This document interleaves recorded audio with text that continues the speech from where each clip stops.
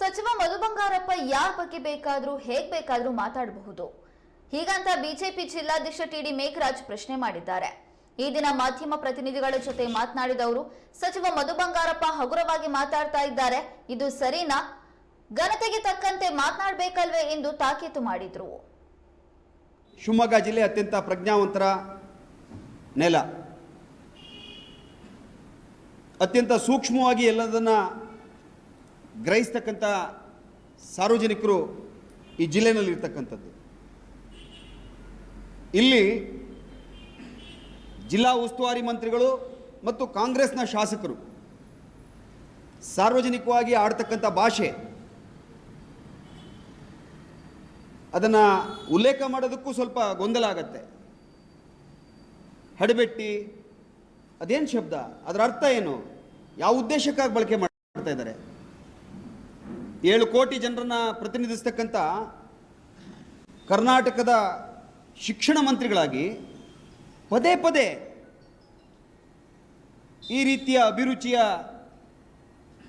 ಕೀಳು ಅಭಿರುಚಿಯ ಶಬ್ದಗಳನ್ನು ಬಳಕೆ ಮಾಡಿ ಇದೇ ಶಿಕ್ಷಣ ಮಂತ್ರಿಗಳಾಗಿ ರಾಜ್ಯದ ಮಕ್ಕಳಿಗೆ, ಜನತೆಗೆ ಕೊಡ್ತಕ್ಕಂಥದ್ದು. ರಾಜಕಾರಣ ಮಾಡಲಿಕ್ಕೆ ಒಂದು ರೀತಿ ರಿವಾಜು ಇದೆ. ಅವ್ರ ಬಗ್ಗೆ ಹೇಳಬೇಕಾದ್ದನ್ನು ಹೇಳಿದಾಗ ಭಾಳ ಲಘುವಾಗಿ ಮಾತಾಡ್ತಾರೆ, ಆಕ್ರೋಶವನ್ನು ಹೊರಗಾಕ್ತಾರೆ ಅಂತಾರೆ. ಅಂದರೆ 90ರ ದಶಕದಲ್ಲಿ ಇವರು ಮುಖ್ಯಮಂತ್ರಿ ಮಗ ಆಗಿದ್ದಕ್ಕಾಗಿ ನಾವ್ಯಾರೋ ಹುಲುಮಾನವರು ಮಾತಾಡಬೇಕಿದ್ರೆ ಬಹಳ ಗಂಭೀರದ ಘನತೆಯ ಶಬ್ದಗಳನ್ನು ಉಪಯೋಗ ಮಾಡಬೇಕು. ಇವ್ರು ಮಾತನಾಡಬೇಕಿದ್ರೆ ಇವರಿಗೆ ಯಾವುದೇ ಹಿಡಿತಗಳು ಇಲ್ಲದೆ ಇರೋ ರೀತಿಯಲ್ಲಿ ಯಾರ ಬಗ್ಗೆ ಏನು ಬೇಕಾದರೂ ಮಾತಾಡಬೇಕಾದಂಥ ಸರ್ವತಂತ್ರ ಸ್ವತಂತ್ರರ ಮುಖ್ಯಮಂತ್ರಿಗಳ ಮಕ್ಕಳಾದ ಕೂಡಲೇ ಒಂದು ಜವಾಬ್ದಾರಿ ಸ್ಥಾನದಲ್ಲಿದ್ದು ಆಯಕಟ್ಟಿನ ಜಾಗದಲ್ಲಿ ಆಡಳಿತವನ್ನು ನಡೆಸ್ತಾ ಇದ್ದು ಯಾವ ಸ್ವಾಸ್ಥ್ಯ ಸಮಾಜ ಒಬ್ಬ ಶಿಕ್ಷಣ ಮಂತ್ರಿಯಿಂದ ಏನು ನಿರೀಕ್ಷೆ ಮಾಡಿರುತ್ತೋ ಅದಕ್ಕೆ ವ್ಯತಿರಿಕ್ತವಾಗಿ ಅಸಭ್ಯವಾಗಿ ಮಾತನಾಡ್ತಕ್ಕಂಥದ್ದನ್ನು ಶಿಕ್ಷಣ ಮಂತ್ರಿಗಳು ಈ ಕ್ಷಣದಿಂದ ಕೈ ಬಿಡಬೇಕು ಅಂತೇಳಿ ನಾನು ಆಗ್ರಹಿಸ್ತಾ ಇದ್ದೇನೆ. ನೇರವಾದಂಥ ಸವಾಲು,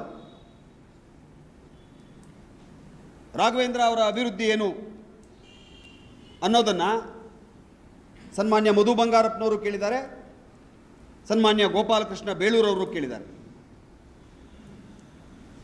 ಗೋಪಾಲಕೃಷ್ಣ ಬೇಳೂರವರು ಬಸ್ ಸ್ಟ್ಯಾಂಡ್ ರಾಘು ಅಂತಕ್ಕಂಥ ಶಬ್ದವನ್ನು ಬಳಕೆ ಮಾಡಿದ್ದಾರೆ. ನಮಗೇನು ನೋವಿಲ್ಲ, ಅವರು ಬಸ್ ಸ್ಟ್ಯಾಂಡ್ ರಾಘುನೂ ಹೌದು, ವಿಮಾನ ನಿಲ್ದಾಣದ ರಾಘುನೂ ಹೌದು, ಜಿಲ್ಲೆಯ ಸಮಗ್ರ ಅಭಿವೃದ್ಧಿಯ ರಾಘುನೂ ಹೌದು. ಇದಕ್ಕೆ ಮಧು ಬಂಗಾರಪ್ಪನವರ ಸರ್ಟಿಫಿಕೇಟು, ಗೋಪಾಲಕೃಷ್ಣ ಬೇಳೂರವರ ಸರ್ಟಿಫಿಕೇಟು ನಮಗೆ ಅವಶ್ಯಕತೆ ಇಲ್ಲ. ಜನ ನಿರ್ಣಯ ಮಾಡ್ತಾರೆ, ಮಾಡಿದ್ದಾರೆ. ಇದೇ ರೀತಿಯ ಅಹಂಕಾರದ ದುರ್ನಡತೆಯನ್ನು ತೋರಿಸಿದಾಗ ನಿಮ್ಮ ಜಾಗ ಏನು ಅನ್ನೋದನ್ನು ಈ 2 ಜನ ಮಹನೀಯರಿಗೆ ತೋರಿಸಿದ್ದಾರೆ. ಮತ್ತು ಅದೇ ಕಾಲ ಬರ್ತಕ್ಕಂಥದ್ದು ಭಾಳ ದೂರ ಇಲ್ಲ. ಜನ ಕೊಟ್ಟಿರ್ತಕ್ಕಂಥ ಪ್ರಜಾತಂತ್ರದ ಈ ಅಧಿಕಾರವನ್ನು ಜನರಿಗೆ ಸೇವೆಗೆ ಬಳಕೆ ಮಾಡ್ಕೊಳ್ಳಿ.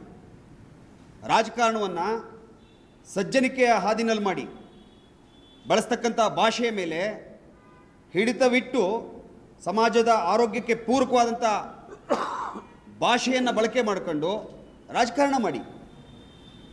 ವಿರೋಧ ಪಕ್ಷ ಅಂತಂದಾಗ ವಿರೋಧಿಗಳ ಟೀಕೆಗಳನ್ನು ಸ್ವೀಕರಿಸಬೇಕು, ನಾವು ಸ್ವೀಕರಿಸಲಿಕ್ಕೆ ಸಿದ್ಧ ಇದ್ದೇವೆ.